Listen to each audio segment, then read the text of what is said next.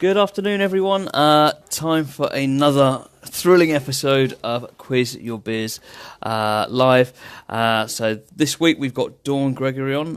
See if we can actually work out, see if I can actually work out how to add somebody without it breaking again for the third week in a row. So I think Dawn should be joining along very shortly. As usual, this is a weekly video promoting other businesses in the group, so everyone gets a chance to be interviewed by myself or somebody else and share a bit more information about their business and about what they've been up to as well. So Dawn has very kindly offered to give some tips on confident speaking on your confident speaking on your Facebook Lives and when talking publicly. So hopefully this will be really useful for everyone in here. Posh. I've never been called Posh before. Thank you, Lizzie. Let me see if I can add Dawn from this side. So it seems I can add her. So this will... Dawn, it should hopefully be from your side. Lizzie, yes, you absolutely need to wear a tie or a tuxedo when it's your turn, or maybe like a really shiny jet dress or something. Hey, Jacob. Hey, Mark. Hey, Dawn. Hey, that worked first time. That's amazing. First time. This worked. Hi. I can hardly believe it. Wow, I'm so surprised. That's the first time it's worked first time. So you are one of the lucky ones that it's actually not failed us for. Well, let's hope it continues that way. Yes, certainly hope so. Okay, Dawn. So tell us what your business is, please. Uh, I help people become more confident speakers. I tend to work with professionals who, for whatever reason, are having a problem with getting out there and being able to talk about what they do in a sort of clear and coherent manner and with a minimum of nerves attached to it. Okay, and how long have you been doing that for? This time around, I've been doing it for 2 years. If the truth be known, I've been involved in this kind of work probably for about 25 years now. Wow, In it's a lots long of time. Yes, it is. What got you into that kind of line of work? It's really interesting you should ask because this can go on for a while. Whenever I was 7 years old, my grandmother thought it would be a good idea if I did elocution lessons. So I'd be able to Okay. speak clearly and feel confident in speaking in lots of different situations. So over the years, that just developed into speech and drama, into public speaking, and I just really enjoyed doing it in some ways, but in other ways, I used to get really, really, really nervous. I was fine on a one-to-one basis, but put me on a stage in front of an audience, and it was like awful. So I had to spend a long time working on myself and working out what I could do to make standing up on stage and talking to people as comfortable as when I'm talking to people one to one. And so that was a little journey, a journey of exploration, as you might say. But it all started when I was very, very young. Did you find that after you helped yourself being able to do it, then that's where you were able to help other people go down the same sort Yeah, of road that you've been yeah, before?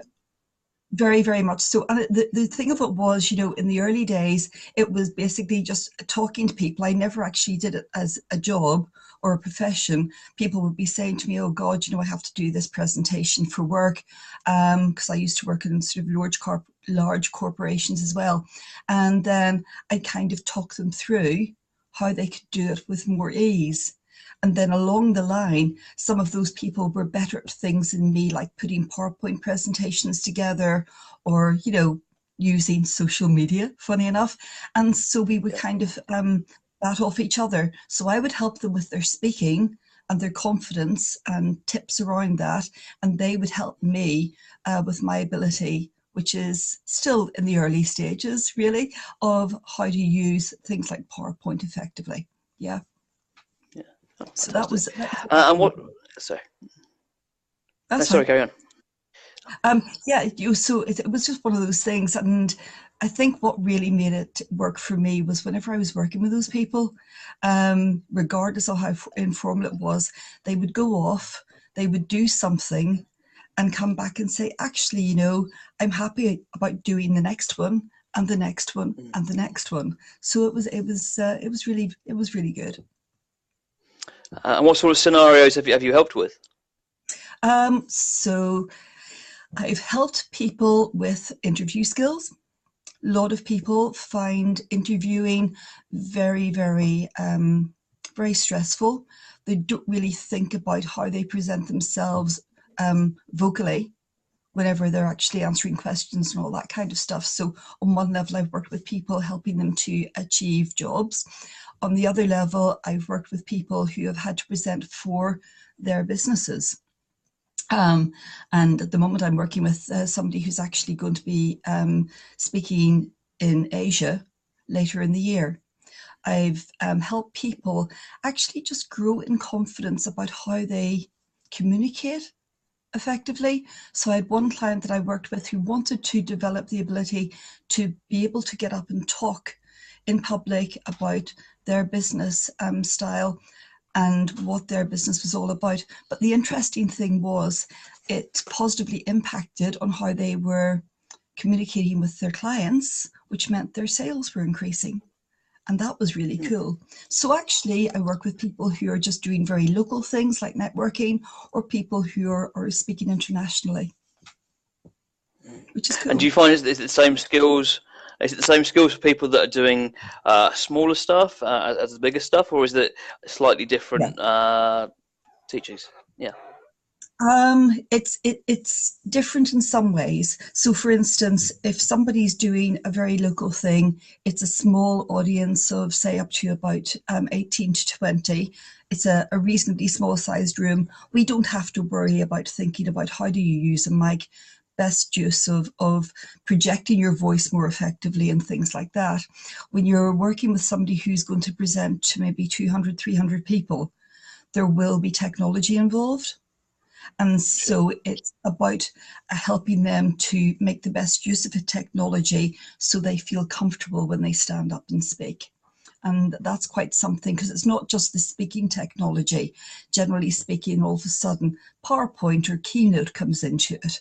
And then what do Sure. we do? How do we put the slides together? What's the best way of doing that?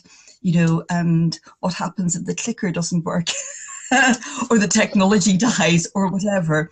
And again, it depends on the situation. With a lot of the smaller talks, if we're talking about networking, things like that, you don't even need to use PowerPoint. You can use other visual aids, or you can just do without and be yourself. But again, Sure. sometimes that takes a little bit of confidence just to stand up there and be the voice. Yeah. So it Okay. all Great. it all depends. I don't think I And actually answered your I know you question. see people. I know you see people one on one to do like coaching on an individual basis, but I think you said that you've Yeah. got some workshops coming up as well, right? Yeah, I about 3 times a year I do introductory workshops, and so I have a couple coming up. There's a prospective one that I've just put out some feelers for that is Southampton next Friday, the 15th. At the moment, I'm not sure if that one's happening or not.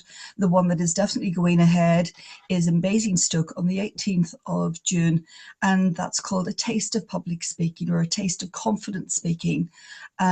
Where I introduce people to strategies to help their nerves and also structure around putting their presentations together. Because actually, what you said to me earlier about are some of the tactics the same, regardless of what you're doing? Yes, they are.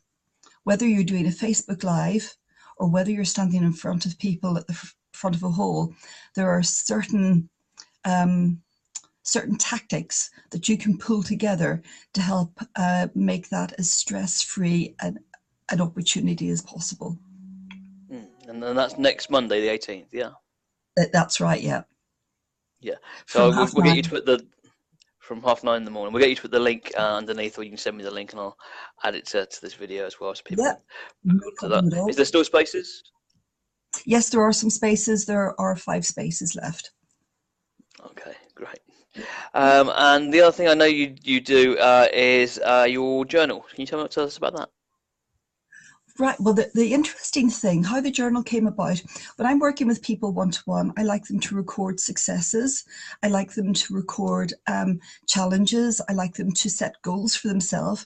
And I used to sort of just find any old journal as long as it was attractive, because I like nice journals.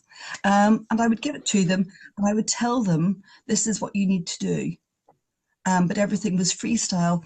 And then I was speaking with a lovely woman at a networking event called Crystal Mellowish. And what she does is produce journals. So we thought, hey, what a great opportunity. I can produce a journal that is specific for my needs and my clients' needs. And she will help me sort of pull it all together and do the stuff that she does so brilliantly. Sorry about the phone in the background. No one knows, it's fine. Just don't mention it. Just makes it real. And so it was a beautiful collaboration between Crystal and myself for what was going inside the journal.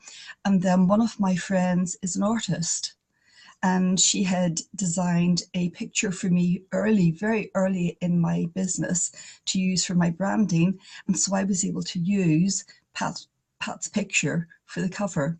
And so actually the journal is very personal to me because it's been a collaboration with people I really value, but also it means that now when I'm working with people one-to-one, I'll say, okay, here's the journal. This is what you need to do. And they don't have to remember, because it's all written down there, and they just have to fill in the gaps. But and I Have you do got a have. copy you can show us? Yes, I have. There you go. Hey. Very nice. Pretty tree of life. And very nice. Yeah. Yeah, and inside that, and sorry if I'm a bit naive about this, but I'm guessing each day that you've got daily tasks and things to do, have you? Yeah. So basically, you can. We have a mutual friend who uses it. Now she doesn't fill it in every day. She'll maybe fill it in 3 times a week, and on every page there is a place to put the date. Then there's an area for you to identify, actually, if you're doing this first thing in the morning, how do I feel today? Because sometimes we wake up and we feel motivated and we feel great and all the rest of it, and other days we wake up and we just feel crap, and it's hard to get ourselves to shift. And then I encourage people to find affirmations that really mean something to themselves. So you wake up and you're feeling a bit shitty about the day ahead, and you think about your affirmations that say, actually, I'm an energetic business person who loves getting out there and working with people. And you write that down and you say it, and all of a sudden it's okay, this is it's not a good morning, but it's just got better. So there's an area for putting affirmations. Then there's a goal for the day. And sometimes that goal can be something really, really teeny weeny. And sometimes it's something that's part of a larger goal. And then people have an opportunity to write 3 actions they're going to take to achieve that goal. At the end of the day, go back to the page. Did I do what I meant to do? And you can write about that. And then the thing that I love, there's a little bit at the bottom that says, before I go to sleep, 3 things I'm grateful for today. And, you would have to be under a rock not to be aware that there's an awful lot of news and chatter around the benefits of gratitude and being able to have, a real good idea of what's going on in your day that's really good. And sometimes just saying things at the end of the day, even if it's something like, I'm really grateful I managed to get out of bed today. Yeah. Because that was something I really didn't want to do. But you write it down and all of a sudden it becomes something that, you think, actually, that was good. Because if I hadn't got out of bed, then I wouldn't have done this, that, and the other. And it just means when you go to sleep, you're going to sleep on good, positive thoughts, which then helps you wake up with good, positive thoughts. That's if you sleep. And I think, I think speaking to some of the people in this group and other self-employed people as well, we can be a lot of the time in kind of our own bubble, and we don't always see what else is out there and what else is going on. There's no one to really bounce off. So I guess kind of downloading it into that journal each day and reflecting on how you felt. It's absolutely. lots of people. Yeah. And the other thing that I've found through being self-employed and running my own business is you whiz through from one day to the next day, from one week to the next week, from one month to the next month, and you'll find a month when maybe things aren't going so well, and all of a sudden it's, oh my God, I'm so dreadful, I'm so awful, and this business isn't working, and I'm not making any money, and it's just so horrible. Maybe I should get a job. Yeah. And that's the truth at that moment in time. But then you look at your journal and you see all the different things that you have achieved. And you think, actually, okay, so today's a bad day, but I have more clients than I had last year. I have more revenue coming in than I had last year. I've got more people supporting me than I had last year. I'm more active in my Facebook group or whatever it is. And all of a sudden it's, oh, actually, maybe this business thing's not such a bad thing after all. So I think, as business professionals working by ourselves, it can be very, very lonely. And sometimes you just forget how brilliant you are. And the journal Yeah. helps you remember. Yeah. Great. And that journal is available on Amazon now, if I'm... It is that correct? indeed. People can either search with my name, Dawn Gregory, or just put in Daily Confidence and Clarity Journal, and it's on Amazon, £7.50. And if you're a Fantastic. Prime member, that means you don't pay delivery either. Very nice. We'll get the link put in the video. It'll be somewhere on the video afterwards too. That's great. So can you tell us, like, with your confident speaking things, an unusual case? So someone you really helped that you didn't think you could help, or something which was kind of a bit different. This is actually a very heartwarming story, and it's from 20 odd years ago. When my children were small, it was the first time I did this. This is a proper business. And a lady came to see me one day and she said, my son, who was a young teenager, has quite a profound stutter or stammer. Can you help him? And I said to her, well, I'm not a speech therapist. So if that's what you're looking for, that's not me. But what I can do is I can help your son with exercises, with breathing, and with just building his confidence up a little bit. And so we decided to give it a shot, see what would happen, because I couldn't do any harm, and we would just take it from there. So I worked with this young man, I think, for must be about 18 months. And when we first started working together, of course, teenage boys can be very shy, and that was one of the things that had to be overcome a little bit. But we started working together, and at first we just really focused on breathing and how you can use your breathing to help you get your words out more effectively. And then I started working with him using little tongue twisters, poems and stuff. And then we started working on little bits of public speaking. And fast forward probably about 9 months, he did an exam. And at that exam, he had to speak a poem and he had to do some public speaking.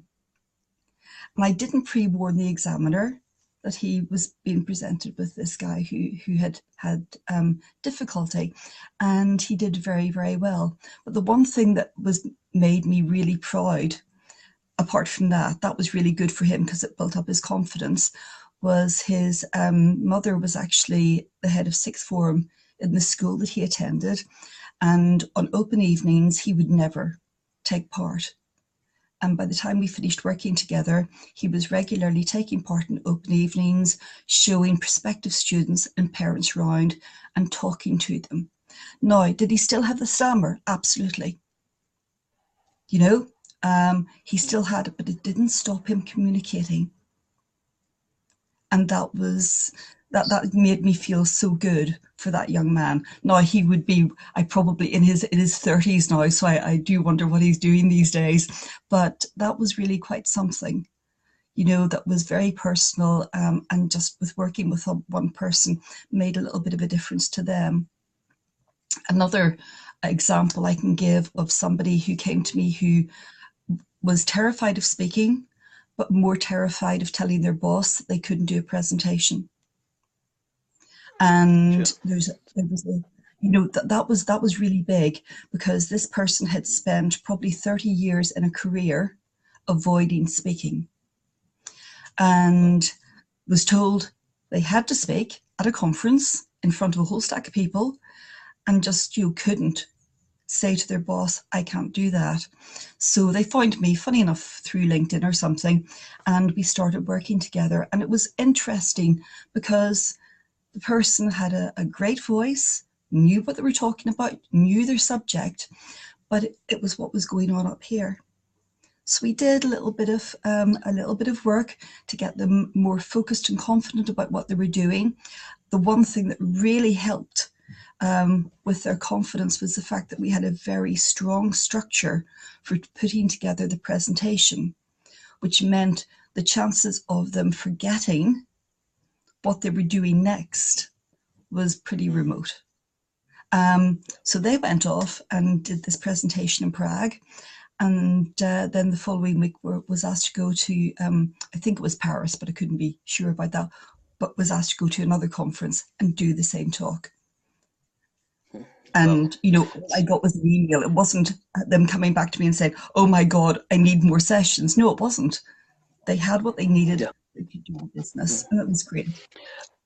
Yeah, and I guess that those skills, once they've acquired them and they practice them, they can last with them for life, right? Well, that's the point of it, you know, is that public speaking is not a mystery. You know, a lot of the problems with speaking, whether it's Facebook Live, whether it's in front of a networking group or in front of a big audience, a lot of the problems about public speaking is up here. It's what you're thinking. Once you sort out what you're thinking, there are structures you can put in place. There are vocal exercises you can do to make sure that your voice is heard effectively. There are breathing exercises you can do to manage your nerves and keep you nice and calm. And after that, it's use the stuff, rinse and repeat, rinse and repeat, rinse and repeat, and practice. And jobs are good and really. Yeah, sounds good. I know you need to dash off in like 2 minutes, so I'll be very, very quick. Can you give us a couple of tips what people can use on their first or their 30th or their 50th Facebook Live to make them a little bit more confident speaking? Well, the first thing I would say is whether you're using your laptop or your phone, and I got this from somebody else, it isn't my own idea, stick a picture of your best mate in the corner so that whenever you're talking to the camera, you're actually talking to your best mate, because your voice will change when you're talking to your best mate than when you're talking to a camera that is like, you know, just the camera, as you might say, because cameras actually put people off. The other thing I would say, please prepare what you're going to say. Have a little script that you've put together. Practice it. Do not read the script unless you are using lots of statistics and stuff, that if you're like me, I'll forget stuff like that. And what I do is I have post-it notes that I stick around the screen on my laptop. So if there's something that I know I have to remember, and because I witter on, I'm likely to forget, I stick a post-it note around the edge of the laptop, and that reminds me that I have to say that thing. But generally speaking, it doesn't really look all that good if you're always looking down and looking up and looking down and looking up. People don't want to hear you reading a script. They want you having a conversation with them. And so if you've got that picture of your best mate, as long as it's not rude, so you'll laugh too much, sitting on the screen, you know, you're going to come across as much more relaxed and engaged, and then people will engage with you, which is really, really good. But yeah, you know, obviously I've only got a few minutes. The other thing, have a script, rehearse the script, then put it away.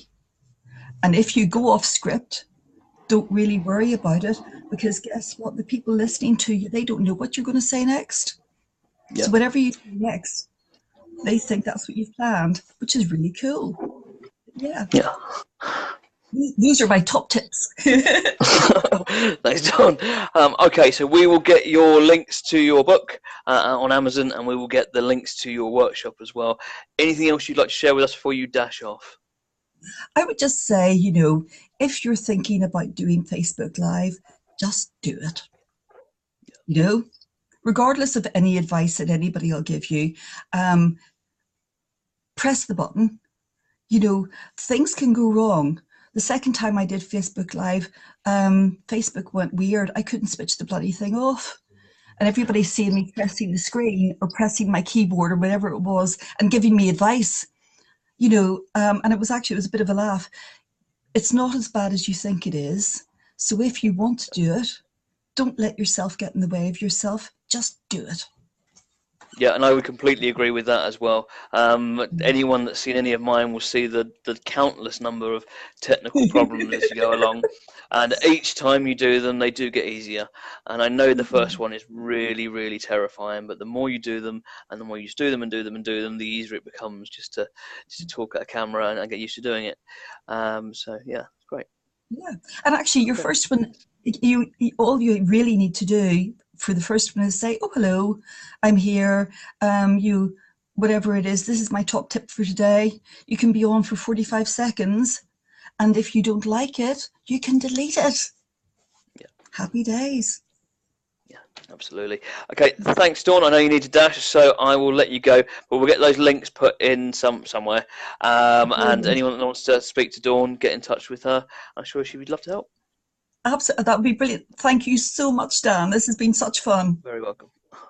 Thanks, Thank Dawn. you. Have a nice weekend. Bye. You too. Bye. Okay, everyone. So actually, I'm still absolutely flabbergasted that that worked. Flabbergasted, not used that word in a long time. That worked first time, and it actually all connected like it was meant to. Anyone that's seen any other weeks will realise that it never ever seems to work. So that's good. So there's still a few spaces, and I think I put a link up the other day saying which dates we have available. If anyone wants to be either quizzed or quizzing people. You should have a list of questions and you can ask whatever you want. I can take the spotlight off you and give you a real chance to kind of delve into someone's business and get used to being on here and talking to the camera.